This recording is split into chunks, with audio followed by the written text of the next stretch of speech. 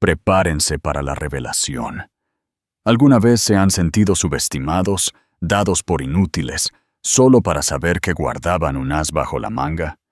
Si es así, esta historia les resonará hasta el alma. La llamaban inútil, una vergüenza, una mujer que alcanzó la cima en el instituto y luego pasó sus años de plenitud como una esposa decorativa y silenciosa, solo para ser desechada por un modelo más nuevo y brillante. Para su exmarido, Julian Sterling, ella no era más que una carga bonita y vacía de la que por fin se alegraba de haberse librado. Él y su nueva prometida se reían de su pequeño trabajo en una galería local, pero nunca se preguntaron por qué ella era tan silenciosa o por qué nunca pidió ni un céntimo en el divorcio. Estaban a punto de averiguarlo, en el único evento donde las reputaciones se construyen y se destruyen.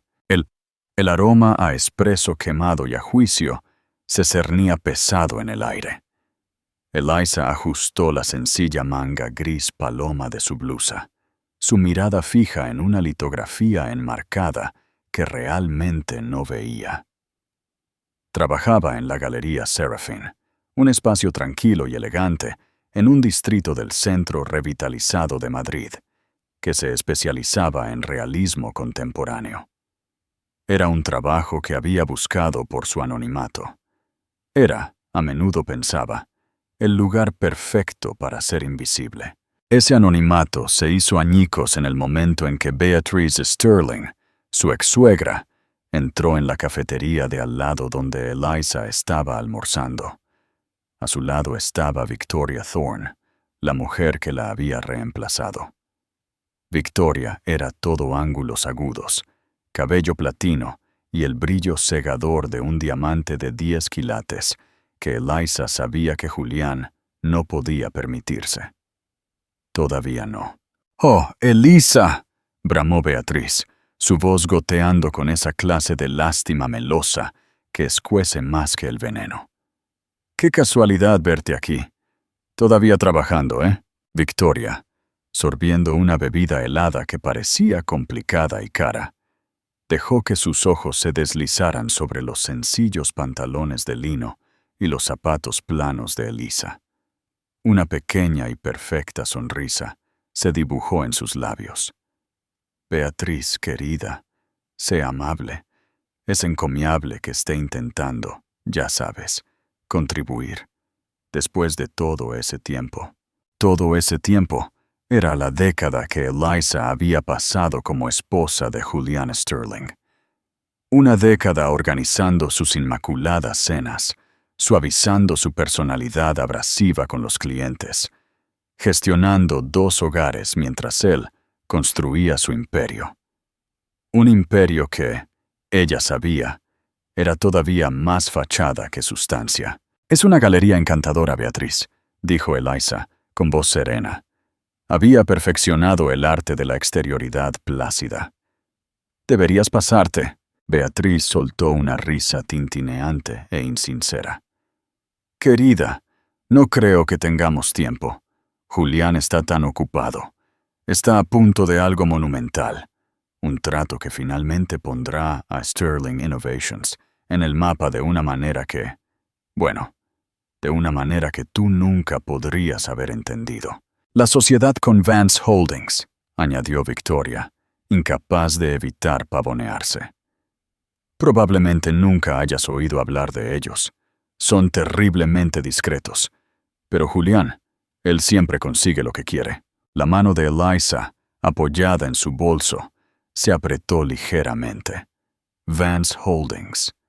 El nombre era una extremidad fantasma, un dolor con el que había vivido toda su vida. «Eso es maravilloso para él», dijo Eliza, su voz un perfecto tono neutro. Se levantó de su pequeña mesa. «Por favor, discúlpenme. Tengo que volver». «Por supuesto, querida», dijo Beatriz, despidiéndola con la mano. Mientras Eliza se giraba, escuchó a Victoria susurrar, no lo suficientemente bajo. «Dios, ¿te imaginas? Pasar del mundo de Julián de vuelta a eso». Se ve tan acabada. Es patético. Él realmente la mantuvo durante años. Es completamente inútil sin él. Elisa salió de la cafetería, con la espalda recta. La palabra inútil resonaba en sus oídos. Era la palabra que Julián había usado en su última y brutal discusión. No contribuyes en nada, Elisa. No tienes ambición, ni impulso. Eres una sanguijuela, un adorno bellamente inútil. He terminado. Ella le había dejado creerlo. De hecho, le había animado a creerlo. Se había marchado de su matrimonio, del estéril y minimalista ático que él adoraba, con nada más que una maleta y su apellido de soltera, un nombre que mantenía enterrado, un secreto tan guardado que casi la había asfixiado. Había dejado una jaula dorada, pensó, abriendo la puerta de la galería, pero las rejas, al parecer, tenían una forma de seguirla. Solo deseaba que no estuvieran tan convencidos de su irrelevancia. Irónicamente, era lo único que aún le daba poder. Julián, Beatriz y Victoria la veían como un fantasma, una no entidad. No tenían idea de que los fantasmas, a su manera, tenían todas las cartas. No podían hacerte daño, pero ciertamente podían perseguirte. Y pronto, sospechaba, su aparición estaba a punto de comenzar. Julián Sterling paseaba por su oficina, una caja de paredes de cristal en el piso 45 que dominaba la ciudad. La oficina, como su vida, era una obra maestra curada de diseño frío y moderno. Una única y dramática orquídea descansaba sobre un escritorio de acero cepillado. No había fotos, ni desorden, solo un teléfono, un elegante monitor y el zumbido de su implacable ambición. «Están demorándose, Gregory», espetó Julián, tirando del nudo de su corbata de seda. «Hemos enviado la propuesta 3 veces. ¡3! Y todo lo que recibimos es un correo electrónico de algún asistente legal de Vance Holdings. ¿Saben siquiera quiénes somos? Gregory, su socio y el genio de la codificación detrás de su tecnología, se pasó una mano por su ya alborotado cabello. Son Vance Holdings, Julián. Son ellos. Son una hidra de capital privado de $200,000 millones. No necesitan saber quiénes somos. Necesitamos que ellos lo sepan. Y lo harán, dijo Julián, su voz bajando a un gruñido bajo y seguro. Se miró a sí mismo en el reflejo de la ventana. Era guapo, con una mandíbula afilada y severa. Se había esforzado por conseguir este éxito. Había cortado todos los lazos que no lo impulsaban hacia arriba. Eso incluía a Elisa. «Gracias a Dios que corté el peso muerto cuando lo hice», musitó en voz alta. Gregory levantó la vista. «Julián, no, en serio», insistió Julián, girándose. «Victoria lo entiende. Ella entiende la imagen. Ella es una socia en esto. Elisa, Dios mío, ella solo quería, no sé, leer libros y visitar museos. Pensaba que la ambición era una palabra sucia. Me habría frenado en esto, Gregory. Habría dicho que era demasiado agresivo o no auténtico. Era inútil». Gregory, a quien siempre le había gustado Elisa, no dijo nada. Recordaba a Elisa como la que traía sopa a la oficina durante su primera sesión de codificación de toda la noche, la que recordaba el cumpleaños de sus hijos, pero también sabía que el impulso de Julián era lo que pagaba las facturas. «Este acuerdo con Vance», continuó Julián, «lo es todo. Su infraestructura, su red global, se conectan a nuestro sistema, y Sterling Innovations se convierte en un estándar global. No se trata del dinero, Greg, se trata del legado». Esto era una mentira, y ambos lo sabían. Se trataba enteramente del dinero y el estatus que conllevaba. «Entonces», dijo Gregory, «¿cuál es el nuevo plan? Porque el viejo plan de enviar correos electrónicos no funciona». Julián sonrió, una sonrisa de depredador. El nuevo plan es Victoria. Es un tiburón. Encontró un filón. La gala benéfica anual Esperanza del Corazón. Es el evento filantrópico más exclusivo del año. No se puede comprar una entrada. Tienes que ser invitado o un donante importante. Y nosotros no lo somos, afirmó Gregory rotundamente. No, pero la Fundación Familiar de Victoria compró una mesa por una cantidad obscena de dinero. Vamos a ir. Y lo que es más importante, sabemos quién más va. Tocó su monitor.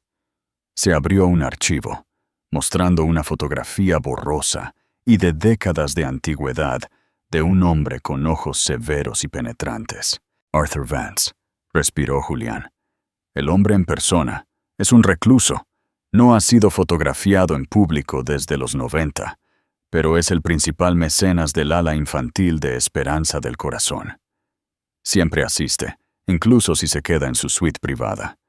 Si puedo conseguir 5 minutos, solo 5 minutos en una habitación con él, puedo cerrar esto. Y si tú no puedes, lo haré yo, dijo Julián. Victoria ya está planeando su asalto. Está haciendo contactos, averiguando quiénes son sus guardianes, cuáles son sus intereses. Está asegurando nuestro futuro, a diferencia de Elisa, que ni siquiera se molestaba en equilibrar una chequera. Miró su teléfono. Un mensaje de texto de Victoria. Tenemos el plano de las mesas. No estamos cerca de él, pero tengo un plan. En cuanto a los trajes de Tom Ford, necesitamos parecer que ya somos dueños del mundo.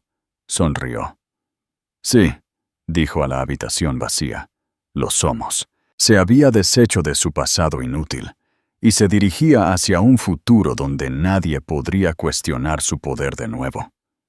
Era un arquitecto y estaba construyendo un rascacielos sobre las cenizas de su primer matrimonio fallido. Eliza estaba sentada en la pequeña y desordenada oficina trasera de la Galería Serafin. Delante de ella había una detallada hoja de cálculo del inventario de la galería, sus gastos generales y, para ser francos, su decepcionante estado de pérdidas y ganancias. Su jefa, una mujer amable pero nerviosa llamada señora de la corte, creía que Eliza era simplemente buena con los números y le había encargado encontrar una manera de hacer rentable la próxima subasta. En realidad, Eliza estaba realizando una due diligence. Su teléfono, un modelo sencillo y discreto, vibró sobre el escritorio. La pantalla se iluminó con una única e inmutable identificación: padre. Ella lo miró. Por un largo momento, consideró dejar que fuera al buzón de voz. En el pasado, lo había dejado sonar durante días. Pero hoy, después del encuentro con Beatriz y Victoria, la simple y hiriente palabra inútil hizo que su pulgar presionara el botón de aceptar. «Me llamaste», dijo, con voz plana, una voz grave y rasposa, acostumbrada a mover mercados y derrocar gobiernos, respondió. Estaba, como siempre, desprovista de preámbulos. «Elizabeth, tu año sabático ha durado 5 años y 3 meses. ¿Todavía estás evaluando a ese vendedor de lienzos menor? Es una galería de arte, padre, y es una posible adquisición para el programa de incubadora de arte de la Fundación». La due diligence es lo que me enseñaste, un seco bufido. Te enseñé a evaluar una fusión de $1,000 millones en una tarde, no a contar pinceles.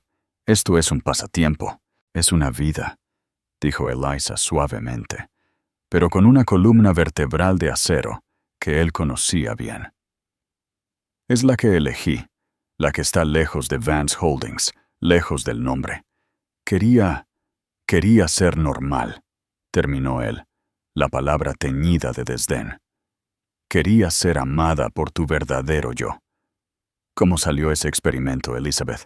Te casaste con un charlatán, un pavo real engreído que no te amaba. Él amaba la idea de una esposa dócil y sin rumbo, una tabla rasa, conveniente y bonita. Tenías razón al dejarlo. Fuiste débil al quedarte tanto tiempo. Eliza cerró los ojos. Era la misma discusión que habían tenido durante años. Había huido de su jaula dorada, desesperada por demostrar que no era solo la hija de Arthur Vance, y había volado directamente a la de Julián. Julián, que veía su naturaleza tranquila no como una fortaleza, sino como un vacío. Él le había proyectado la etiqueta de inútil, porque eso lo hacía sentir poderoso. «¿Por qué llamaste, padre?» «La gala esperanza del corazón», dijo, cambiando de tema al instante. «¿Asistirás?» La sangre de Eliza se heló. «Absolutamente no. No soy Elizabeth Vance. Soy Eliza. Solo soy Eliza. No puedo ir a eso». «Puedes y lo harás», ordenó él. «No como mi hija, sino como tú misma. La Galería de la Señora de la Corte es, como sabes, beneficiaria de la fundación. Están donando una pieza para la subasta. Irás como representante de la galería. Estarás con el arte. Observarás». «¿Observar qué? ¿A ti a distancia?» «Te estoy observando a ti, Elizabeth. Y estoy observando una posible inversión. Una pequeña y molesta firma tecnológica llamada Sterling Innovations. Su CEO es demasiado agresivo, insípido, pero la tecnología tiene potencial. Han estado bombardeando mi oficina durante semanas». El estómago de Eliza se retorció. Sterling Innovations, la empresa de Julián. Hubo un largo y pesado silencio. Cuando Arthur Vance volvió a hablar, su voz era de un frío diferente, más peligroso. «¿Tu exmarido?» «Sí, ya veo. Esto complica las cosas». «No veo por qué», dijo Eliza, su voz endureciéndose. «Mi vida personal no tiene nada que ver con tus negocios. Nunca lo ha tenido». «No seas tonta, niña», espetó. «Todo es negocio. Y esto ahora es interesante. Este Julian Sterling, él no lo sabe, ¿verdad? No tiene ni idea». «No tiene ni idea», dijo Eliza. «Para él, soy la esposa inútil y dependiente de la que se libró con gracia. Cree que vengo de una familia modesta de clase media que hace tiempo que desapareció». Otra pausa, esta vez llena de una energía escalofriante y calculadora. «Bien», dijo Arthur Vance. «Entonces tu asistencia a la gala ya no es una petición. Es una necesidad. Serás mis ojos y mis oídos. Quiero ver cómo se pavonea este pavo real cuando no sabe que el león está en la habitación. Quiero saber el carácter del hombre que pide mi dinero. Y tú me lo vas a mostrar». «No soy un accesorio en uno de tus juegos», le espetó ella. «No», accedió él, su voz suavizándose solo un poco. «No lo eres. Eres mi hija, y ya es hora de que recuerdes lo que eso significa. No significa esconderte en una tienda polvorienta. Significa que tú tienes el poder. Significa que nunca eres inútil». La línea se cortó. Eliza se sentó en el silencio de la oficina trasera, el estado de pérdidas y ganancias olvidado. Su padre estaba equivocado. Él pensaba que ella se escondía, pero no lo hacía. Estaba esperando. Había estado en las sombras durante tanto tiempo. No estaba segura de recordar cómo salir a la luz. Pero ahora parecía que la luz venía a buscarla. Julián, Victoria y su padre, todos convergiendo en una noche. No era una fiesta, era una ruta de colisión. La semana previa a la gala Esperanza del Corazón fue un infierno particular para Julián. Su desesperación era algo tangible, un sabor metálico en su boca. Cada intento de traspasar las paredes de Vance Holdings había fallado.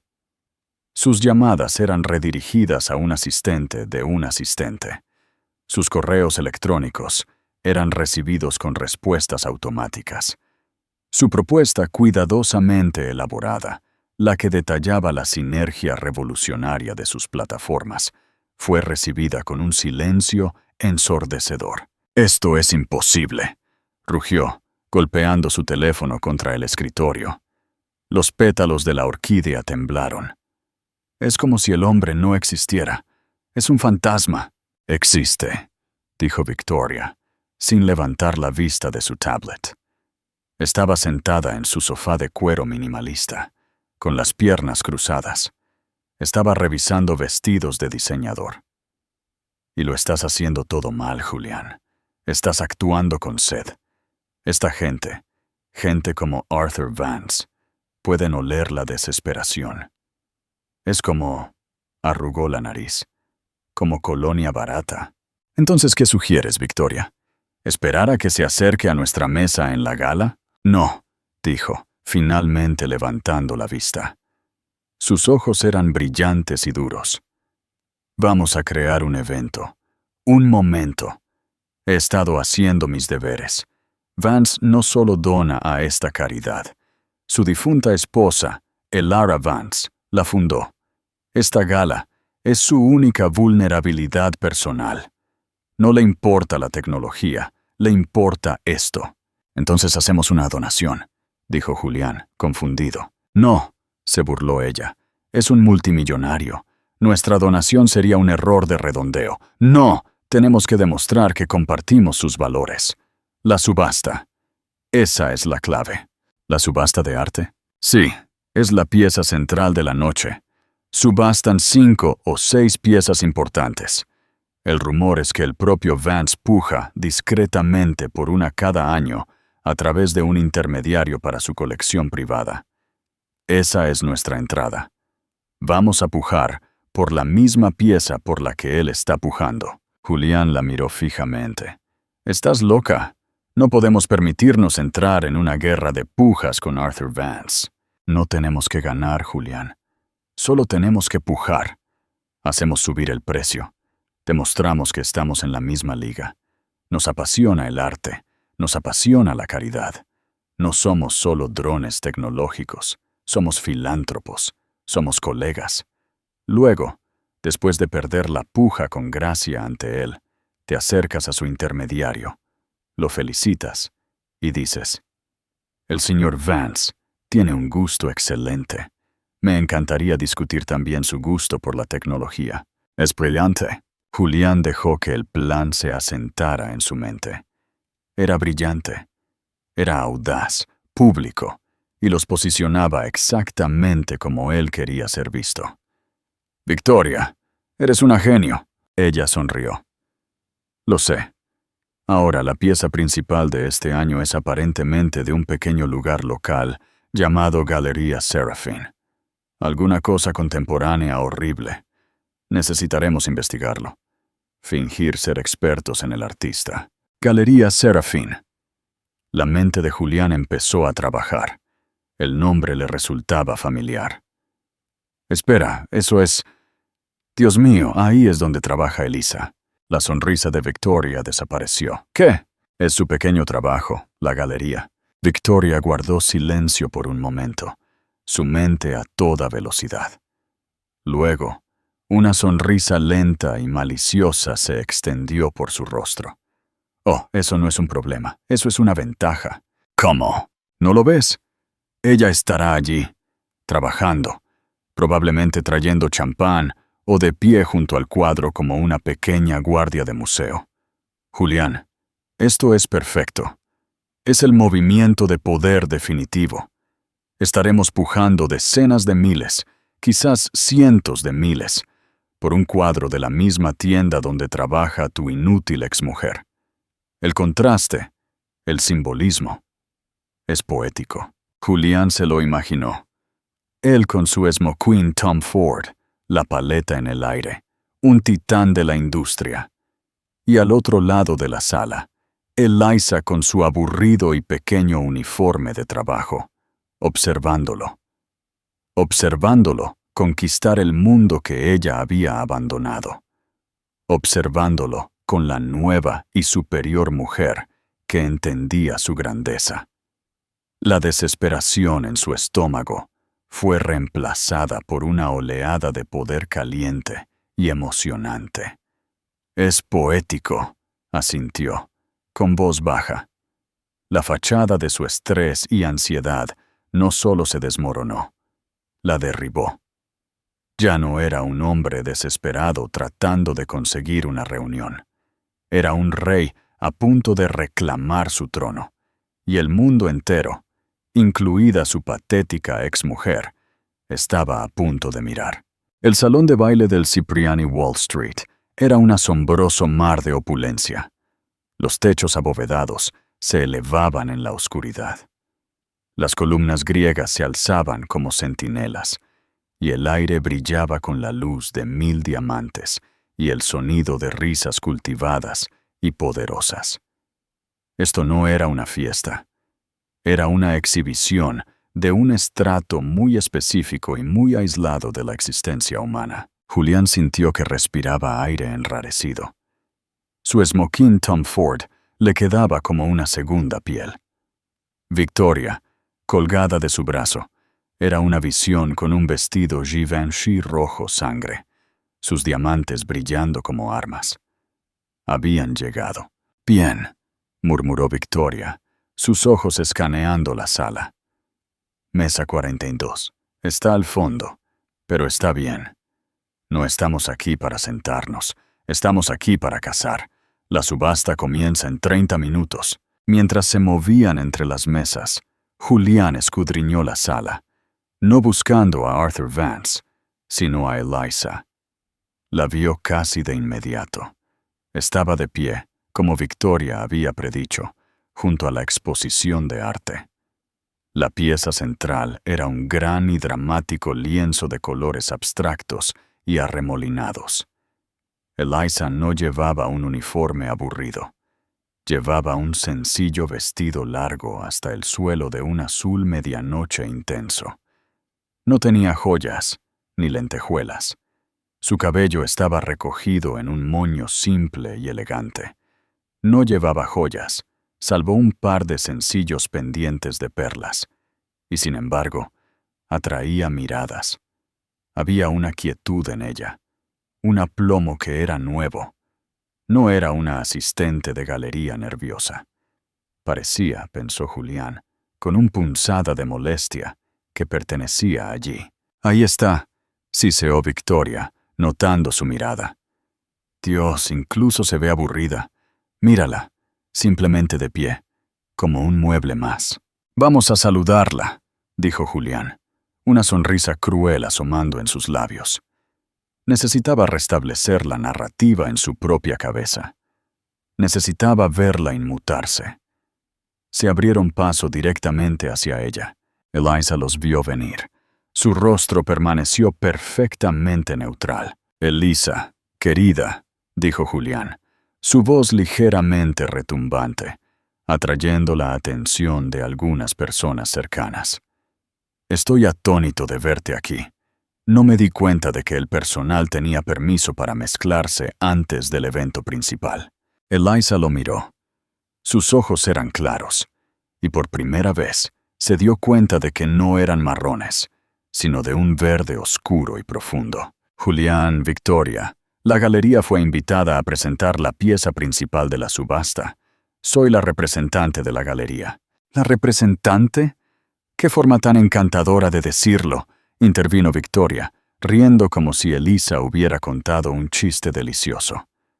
«Bueno, tú y el cuadro. Ambos se ven muy bien escenificados». Se pasó una mano por la tela de la chaqueta de Julián. «Mi Julián está tan emocionado con esta subasta. Planeamos pujar por este mismo cuadro, un pequeño recuerdo de la noche, una noche en la que él cierra el trato más grande de su vida». Se acercó, su voz bajando a un susurro conspirador y venenoso. «Está en conversaciones con Vance Holdings, ¿sabes? Por fin está libre de todos sus fracasos pasados. Está a punto de ser una leyenda. Y tú, bueno, tú estás aquí vendiendo cuadros. Es adorable». La mirada de Eliza no vaciló. Simplemente se desvió de Victoria a Julián. «¿Eso es lo que estás haciendo, Julián? Cerrando un gran trato». «El más grande de mi vida», confirmó él, hinchando ligeramente el pecho. «Es un poco complejo, no entenderías las finanzas, pero digamos que para mañana el mundo se verá muy diferente». «No tengo ninguna duda», dijo Eliza, con voz suave. El mundo puede cambiar en un instante.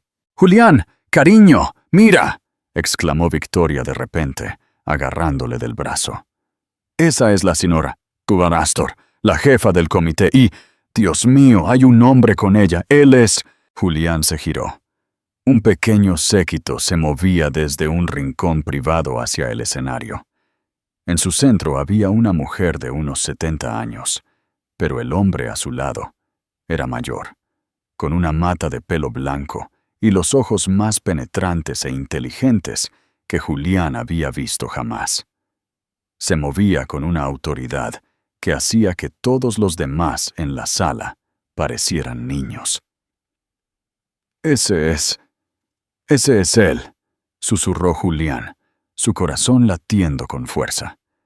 «Es Arthur Vance. Está aquí, respiró Victoria, sus dedos clavándose en su brazo. «Está aquí fuera. Esta es nuestra oportunidad». «Va al escenario», dijo Julián, su mente acelerada. «La subasta, nuestro plan, es perfecto. Nos estará observando mientras pujamos». Julián le dedicó a Eliza una última sonrisa triunfante. «Deberías ver esto, Eliza. Así es como se hace el verdadero éxito, no quedándose en las sombras, sino tomando lo que quieres a la vista de todos». «Lo haré», dijo Eliza, sus ojos sin apartarse del escenario. «No me lo perdería por nada del mundo». Julián tomó el brazo de Victoria y se dirigieron a su mesa, sus corazones latiendo con la emoción de la caza. Estaban tan concentrados en el escenario, en el hombre que caminaba hacia él, que no notaron el pequeño, casi imperceptible asentimiento que Arthur Vance dio mientras sus ojos recorrían la sala. Un asentimiento que iba dirigido directamente a la mujer inútil del sencillo vestido azul, de pie junto al arte, el subastador, un hombre carismático con una oratoria rápida. Acababa de vender una semana en una isla privada por una suma asombrosa. La sala zumbaba, llena de champán y generosidad. «Y ahora, señoras y señores», bramó el subastador, «nuestro último y más significativo artículo de la noche, una impresionante pieza del visionario artista Kaylan Locke, generosamente donada por la Galería Seraphim. El eco de Andrómeda. Comenzaremos la puja en $50,000. Esto es todo», susurró Julián a Victoria. Levantó su paleta. «¡50,000! ¡Tenemos 50,000!», gritó el subastador. «Oigo 75. Una paleta se levantó en la esquina. «¿Comito?» «100», replicó Julián, con voz firme. Se sentía poderoso. Miró a Arthur Vance, que estaba sentado en primera fila, observando el escenario con expresión plácida. «100,000, oigo 120. La palta en la esquina. 125. 150», declaró Julián.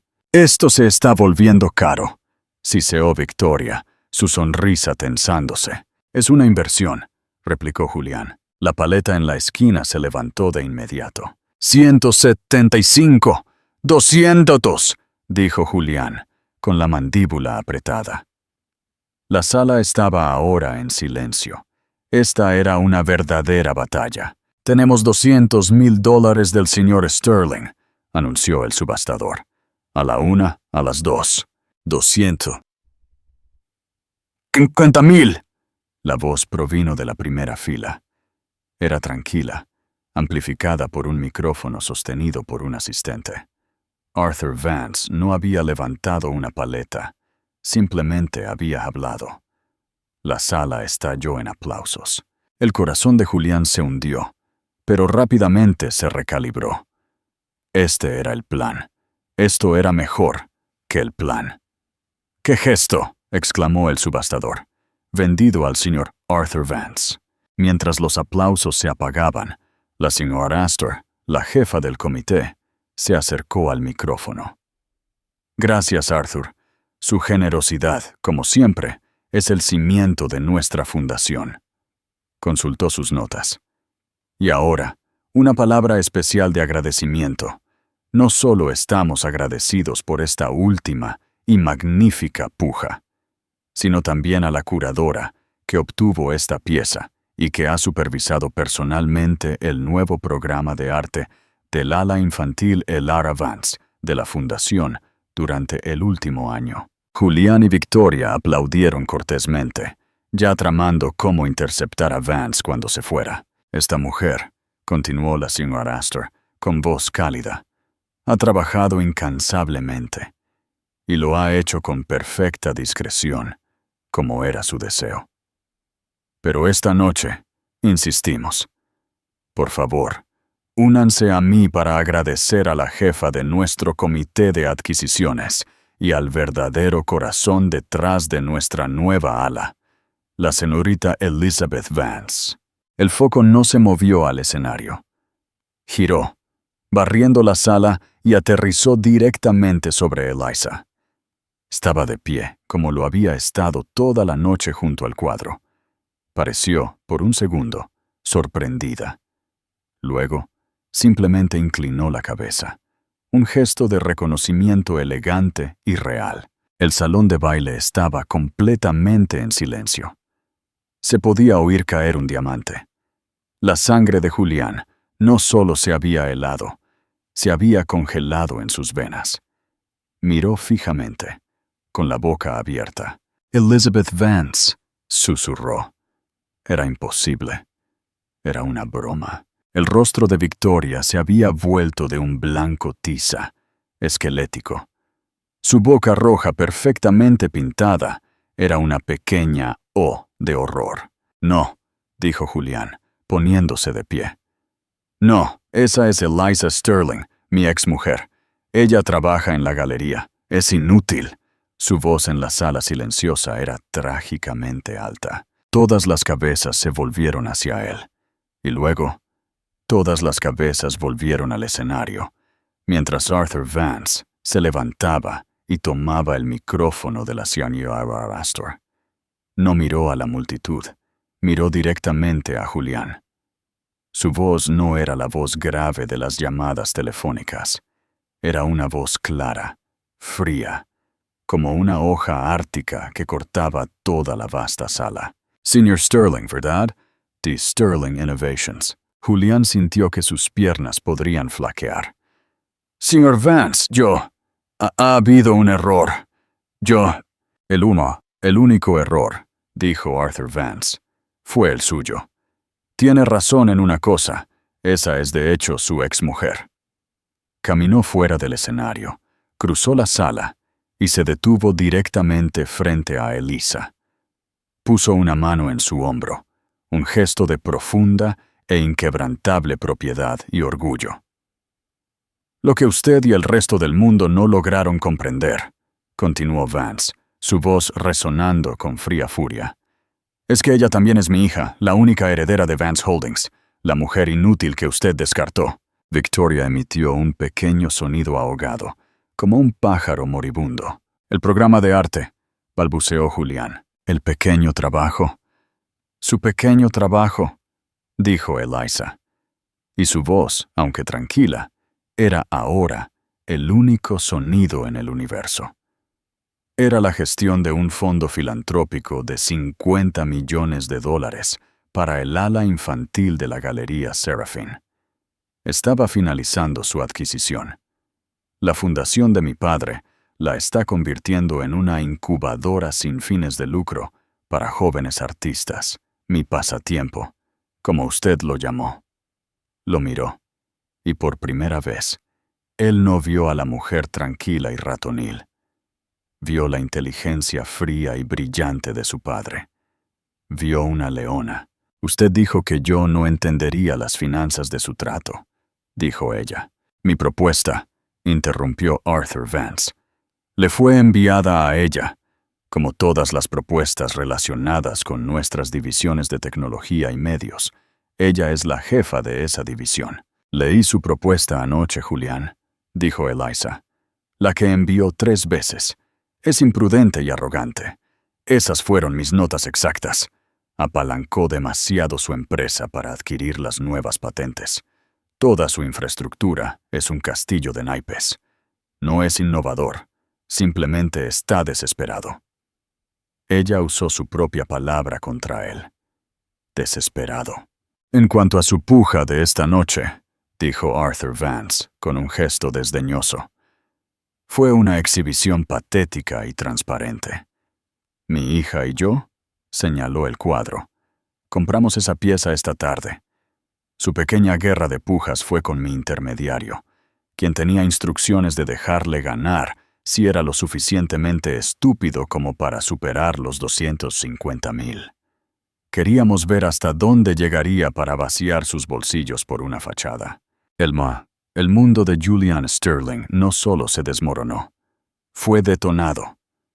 Miró a Victoria, que ahora estaba a 6 pies de distancia de él, como si él fuera una enfermedad. Miró los rostros de los inversores, los agentes de poder, los iconos de la sociedad, todos mirándolo con una mezcla de lástima y desprecio. Era una broma, un tonto. Arthur Vance pasó un brazo por la cintura de Eliza. Mis abogados de Gibson, Dunn y Crutcher se pondrán en contacto con su junta directiva a primera hora de la mañana para discutir las inexactitudes de su propuesta.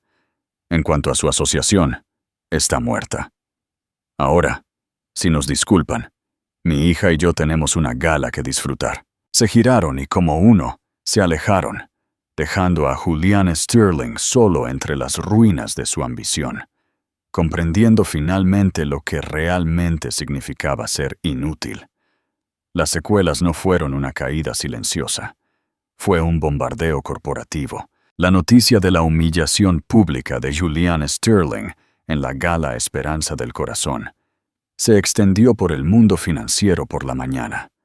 La frase imprudente y arrogante, las palabras exactas de Eliza, fue filtrada por un miembro anónimo de la junta de Vance Holdings y apareció en el Wall Street Journal al mediodía. Las acciones de Sterling Innovations, que eran públicas, a diferencia del imperio privado de Vance, no solo cayeron, se precipitaron por un precipicio. Los accionistas, dándose cuenta de que su CEO no solo había fallado en asegurar el trato de su vida, sino que había insultado personalmente a la familia que tenía las llaves, presentaron una demanda colectiva. Gregory, el socio que Julian había desestimado tan a menudo, orquestó un golpe de estado en la sala de juntas, respaldado por los inversores restantes. Julian estaba fuera, expulsado de su propia empresa, su nombre eliminado del membrete. Victoria Thorne desapareció al amanecer. El compromiso se canceló mediante un mensaje de texto de su abogada. El diamante de 10 quilates se dejó sobre el escritorio de acero, su brillo tan frío y vacío como las promesas que se habían hecho sobre él.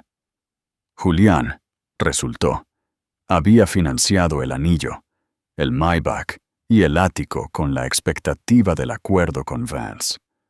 Sin eso, estaba más que arruinado. Era una historia de advertencia. Fue visto por última vez por Beatriz, su madre, discutiendo con un barista en la misma cafetería donde una vez se habían burlado de Eliza. Se veía delgado, gris y completamente derrotado. Pero esta historia nunca fue realmente sobre Julian. Era sobre Eliza. Ella no, como su padre había esperado, tomó su asiento en la cabecera de la mesa de la junta directiva de Vance Holdings. El día después de la gala, no estaba con un traje de poder. Estaba en vaqueros en la galería Serafine, supervisando su transición.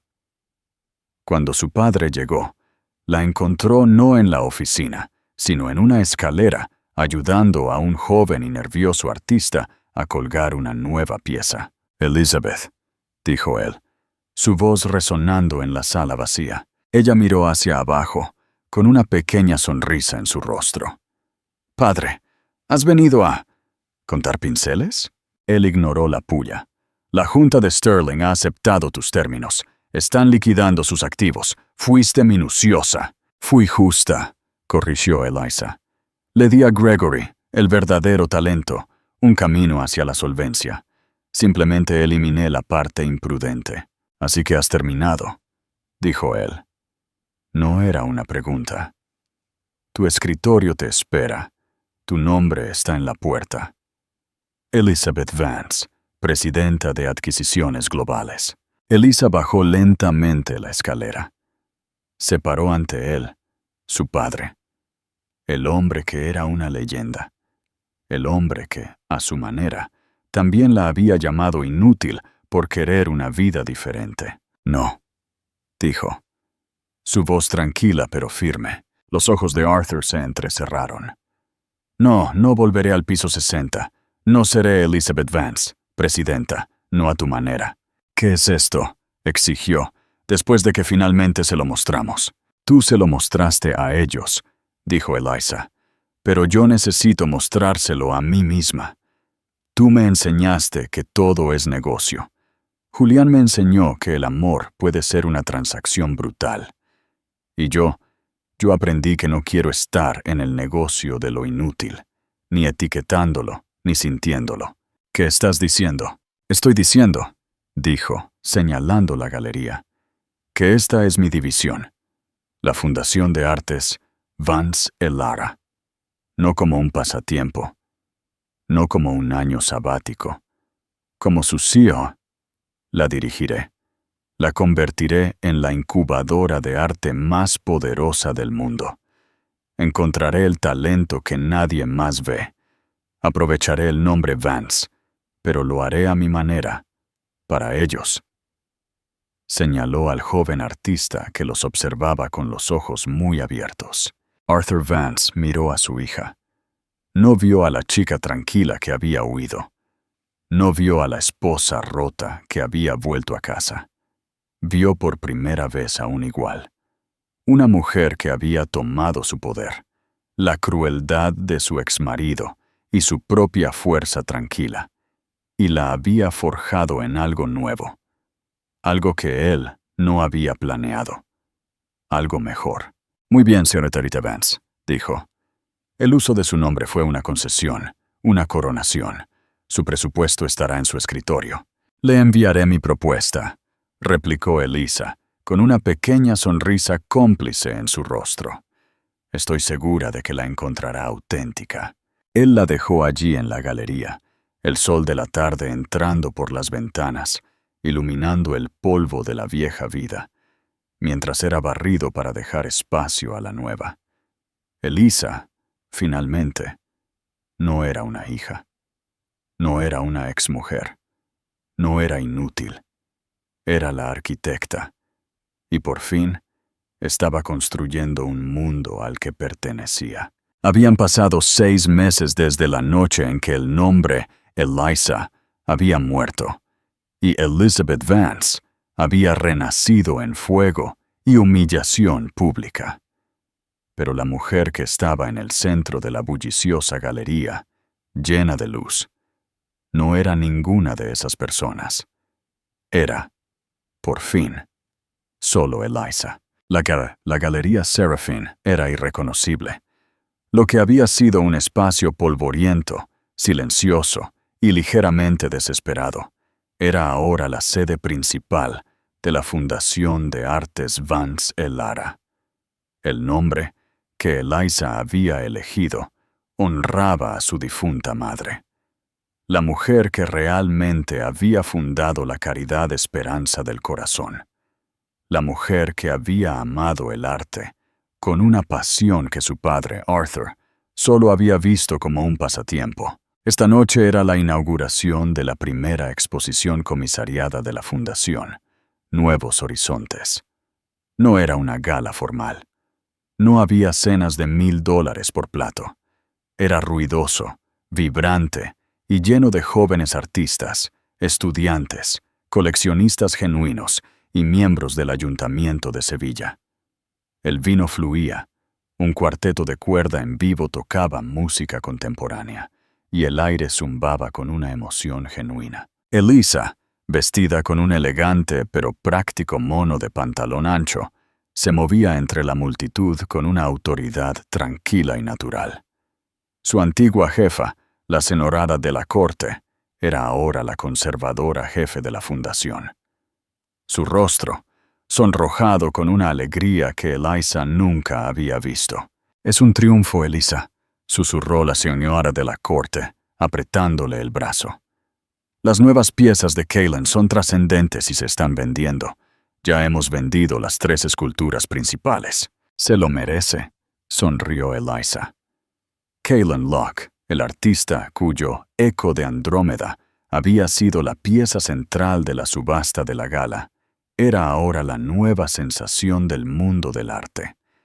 Estaba al otro lado de la sala, un hombre alto, entrañablemente torpe, con una camisa de lino salpicada de pintura pero cara, tratando de explicar su técnica de soldadura a un crítico fascinado del New York Times. El pequeño trabajo de Eliza se había convertido, en 6 meses, en una potencia.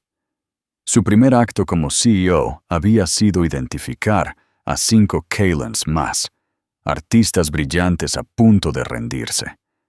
No solo les dio una exposición, les dio becas, espacio de estudio en un almacén reformado en Granada y un plan de atención médica. Ella estaba, como su padre había señalado bruscamente, construyendo un establo de activos. Ella lo llamó fomentar el potencial. Una figura grande e imponente apareció a su lado, y la ruidosa multitud pareció abrirse paso para él instintivamente. «Padre», dijo Eliza, girándose, «me alegro de que hayas venido». Arthur Vance, con su habitual y impecable traje a medida, se veía profundamente fuera de lugar. Era un tiburón en un estanque de peces de colores, sus ojos agudos escudriñando la sala, el arte, la gente. No estaba mirando el arte, lo estaba evaluando. «Esto es eficiente», dijo finalmente, su forma más alta de cumplido. «Leí el informe trimestral. Has convertido esta galería en una entidad autosuficiente en 6 meses. El Fondo Nuevos Horizontes ya ha triplicado su capital inicial de mecenas de arte corporativos, y los precios de este tal Kaylin se han cuadruplicado. Acaparaste el mercado de toda su colección temprana antes de hacerlo famoso. Una adquisición brillante y depredadora, Elizabeth. Este era su lenguaje de amor, el único que realmente conocía. Él la vio, finalmente, como una Vance. Eliza sonrió, una pequeña sonrisa cómplice. «Me alegro de que los números te complazcan, padre. Pero yo simplemente pensé que su trabajo era hermoso. Y cuando lo conocí, estaba a punto de vender sus herramientas de soldadura para pagar el alquiler. Estaba pintando en un garaje sin calefacción. Ahora tiene un estudio, 2 aprendices, y su madre va a someterse a la cirugía que necesitaba desde hace 5 años. Ese es el Roy en el que me concentré». Arthur guardó silencio. Apartó la vista de ella hacia una gran y elevada escultura de bronce y cristal reciclado. «A tu madre, Elara, le habría gustado esto. Este ruido, este color». Hizo una pausa, su voz bajando. «Ella siempre decía que yo veía el precio de todo y el valor de nada. Parece que ella logró enseñarte la diferencia». Fue lo más cerca que él estaría de una disculpa. Fue para ellos un gran avance. «Sí, lo hizo», dijo Eliza suavemente. «¿Te quedarás? Kaylin quiere agradecerte». «No», gruñó Arthur, ya girándose. «Tengo una fusión que cancelar en Zúrich», pero volvió a mirar, su mirada inusualmente suave. «Bien hecho, señorita Vance». Se fue. Eliza lo vio irse, sin sentir el viejo y familiar dolor de su desaprobación, sino una nueva y tranquila sensación de compañerismo. Él era el tiburón, ella era la arquitecta, y de alguna manera habían encontrado la manera de nadar en el mismo océano. Más tarde esa semana, Eliza estaba en su nueva oficina. La antigua y desordenada habitación trasera, ahora remodelada con líneas limpias, madera natural y un gran ventanal con vistas a un pequeño jardín. Estaba revisando propuestas de subvenciones cuando una alerta de noticias apareció en su pantalla. Rara vez hacía clic en chismes de sociedad, pero el titular le llamó la atención. Era de un blog de bajo nivel. La foto era granulada, tomada en la inauguración de un club nocturno. En ella, Victoria Thorne se aferraba al brazo de un promotor inmobiliario calvo de unos 60 años. El pie de foto era mordaz. Algunas caras que no hemos visto en mucho tiempo. Victoria Thorne, una vez prometida al deshonrado CEO tecnológico Julian Sterling, fue vista haciendo un valiente esfuerzo por hacer contactos en la inauguración de Vibe. Un testigo señaló que parecía desesperada por entrar en la sección VIP. Es una dura caída de Givenchy en la gala Esperanza del Corazón. Eliza siguió leyendo. El artículo mencionaba que la Fundación Familiar Thorne, profundamente avergonzada por el escándalo y el horrible juicio de Victoria, la había retirado silenciosamente de la Junta y había reducido significativamente su asignación. Ella era, el blog señalaba con regocijo, ya no estaba en la lista A. Era exactamente lo que siempre había temido, un adorno, ligeramente empañado, siendo ignorado por modelos más nuevos. Eliza sintió que una palabra familiar resonaba. Sedienta. El propio insulto de Victoria para Julián. Qué irónico. No sintió triunfo, no sintió lástima, no sintió nada. Un leve desinterés clínico. Cerró la pestaña. La historia de Victoria, en lo que a ella respectaba, había terminado. Lo mismo, sin embargo, no podía decirse de Julián. El encuentro ocurrió 2 días después.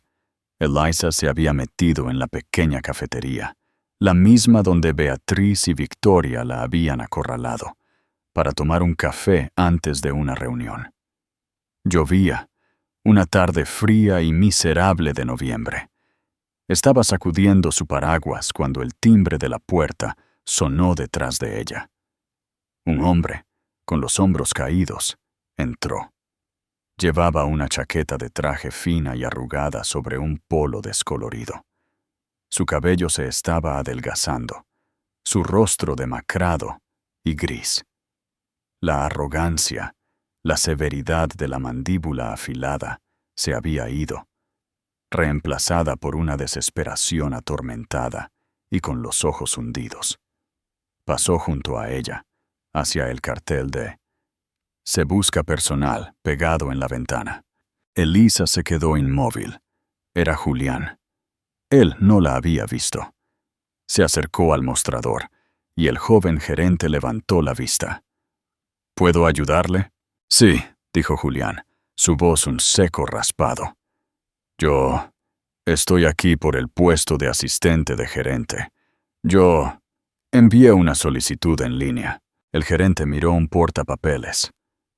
¿Julian Sterling? Sí, correcto. Tiene experiencia en tecnología, no mucho en servicio de alimentos. Soy un aprendiz rápido, dijo Julián, su voz entrecortada. Soy adaptable.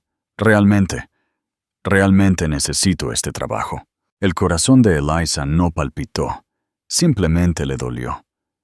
Un dolor sordo y triste por el profundo y catastrófico desperdicio de un ser humano. Mientras él se giraba del mostrador, esperando que el gerente buscara al propietario, sus ojos se encontraron con los de ella. El tiempo se detuvo. El rostro de Julián pasó por una serie rápida y fea de contorsiones. Primero, incredulidad. Luego, un rubor oscuro y caliente de vergüenza. Luego, rabia pura y sin adulterar. Y finalmente, debajo de todo, una súplica patética y desesperada. Él la vio con su abrigo de cachemira, su piel radiante, toda su presencia irradiando un éxito tranquilo e inquebrantable.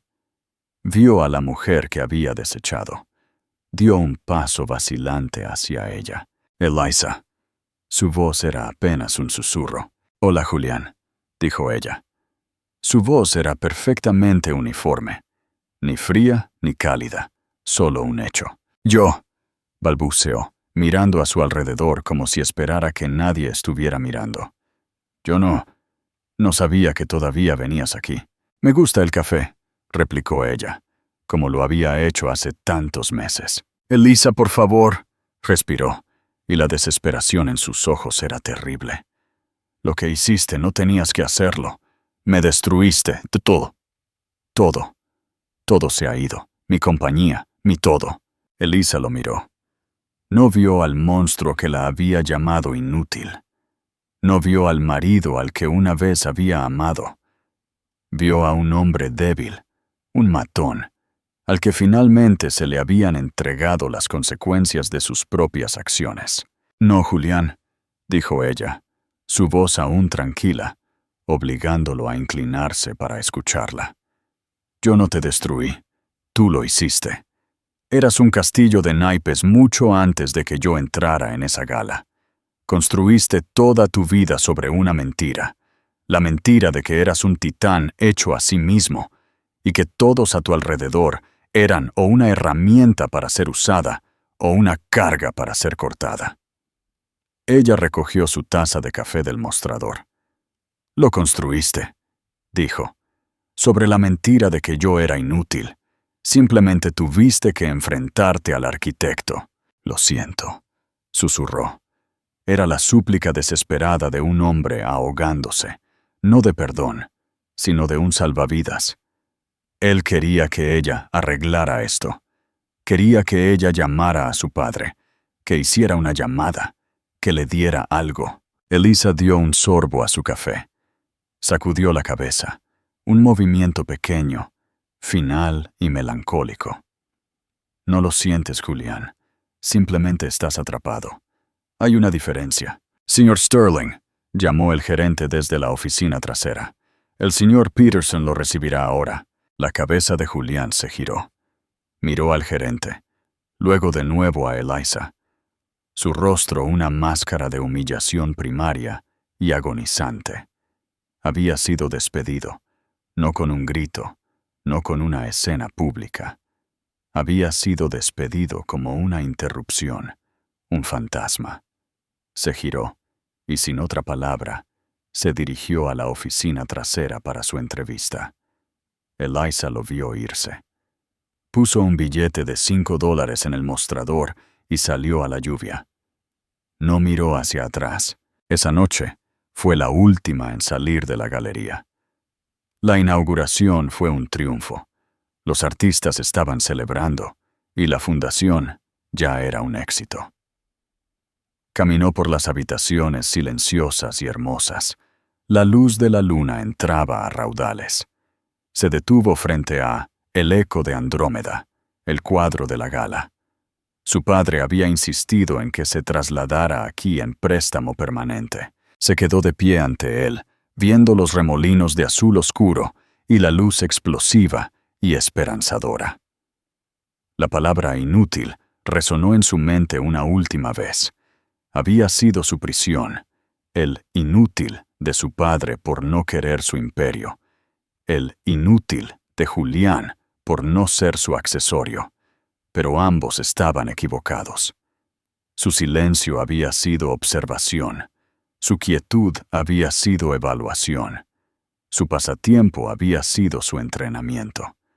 No era un adorno, no era un arma, no estaba definida por el nombre Sterling, ni siquiera por el nombre Vance. Era Eliza, la arquitecta, la que veía potencial en la pintura, en la piedra y en las personas que todos los demás habían descartado.